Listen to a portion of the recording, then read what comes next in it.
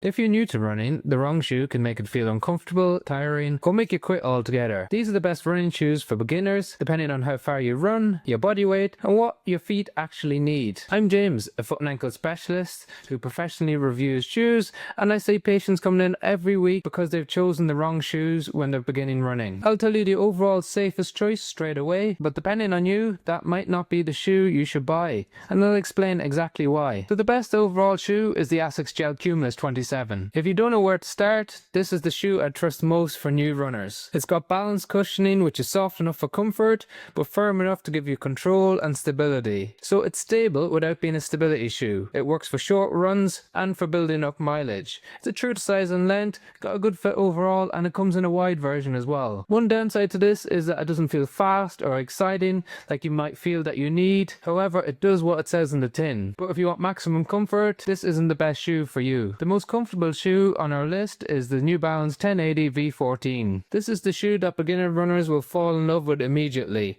It's not too soft on the foot, but you get that immediate slip-in comfort. It gives you a really natural experience on the foot while giving you elements of stability that we didn't see in the previous version of this model. It's the perfect option for run-walk programs as an intro to running, and like all New Balances, it has plenty of space in the toe box, true to size and length, and it comes in a variety of sizes. This is a classic neutral shoe, so it's not ideal if you're someone who needs a little bit more guidance on their foot. And if you're a heavier runner, having this extra cushion on their foot isn't sufficient, and therefore we recommend the Nike Vomero 18 for those of you who are slightly heavier built. This works better when there's more force going through the shoe compared to the New Balance. It's a little bit more responsive, a little bit more bouncy and springy underfoot. It feels protective even if you want to use it for those longer distances, has an excellent rocker to help you spring forward, and it's durable enough underfoot for heavier weight and for longer distances. One of the downsides of this shoe is the weight of the shoe, which some people may not enjoy. But for some people, having enough cushioning isn't sufficient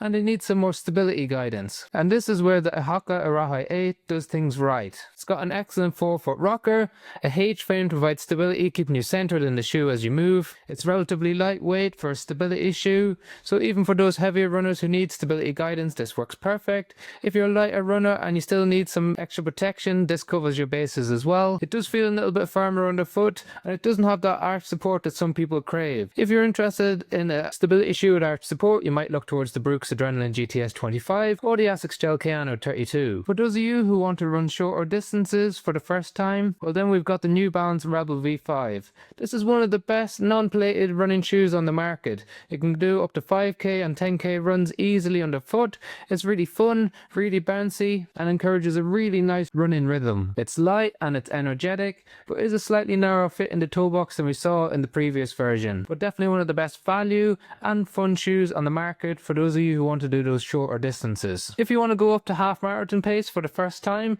well then we'd recommend the Asics Glideride Max 2. It has one of the best 4-foot rockers on the market, has a dual blended midsole, so 2 different types of cushioning in there, and it's got a plate in the middle to provide some elements of stability. So it's what we classify as a stable neutral shoe. It's fun underneath your foot, but it gives some elements of stability. It's definitely a shoe for those easy miles, for those first time marathon runners. However, it's not an up-tempo workout shoe, as it just doesn't have that responsiveness that you need underfoot. And if you're someone who has a wider foot, then we always recommend the Altra Experience Flow 2, as it's one of our favorite models that came out in the last year.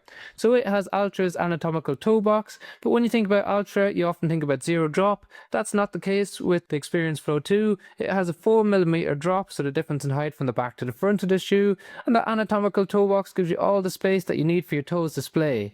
A notable mention is the Topo Phantom 4, which is a lesser known brand but also has an excellent toe box. This is generally an excellent value for money shoe, and it's a bit of an all-rounder. It can do 5k, 10k, up to 15k runs, and it's also really good as a lifestyle shoe. And if you're on a budget, then look no further than the Brooks Launch 11. It has the DNA Flash midsole that we see in some of the Brooks' trail running shoes, so it's actually quite quick and responsive underneath your foot, and it's extremely lightweight as well. So it's a really nimble shoe overall for the price point. Just a couple of caveats to it: it's not suited for those longer distances up to marathon distance for some, because it doesn't have that volume of padding underneath your foot, and it does taper a little bit in the toe box as a bit more of a race fit. So those of you with a wider foot, you might need to look towards the wide versions of this shoe. And if you're training for a marathon, then our favorite shoe of the last 12 months has been the Brooks Glycerin Max. Now they have bought out a version 2 of this, but if you can still still find the original version. We think it's much better as it's much more responsive, much bouncier, and much quicker underfoot while giving that extra protection to your foot due to the high stack and high volume.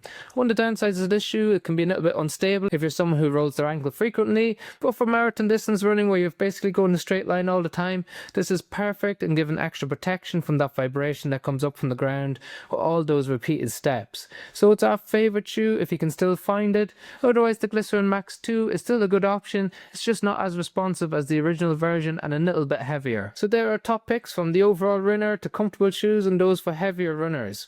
Let us know your thoughts in the comment section below. All shoes are linked in the description for Amazon if you want to check out the latest prices on them. Otherwise, thank you very much for watching.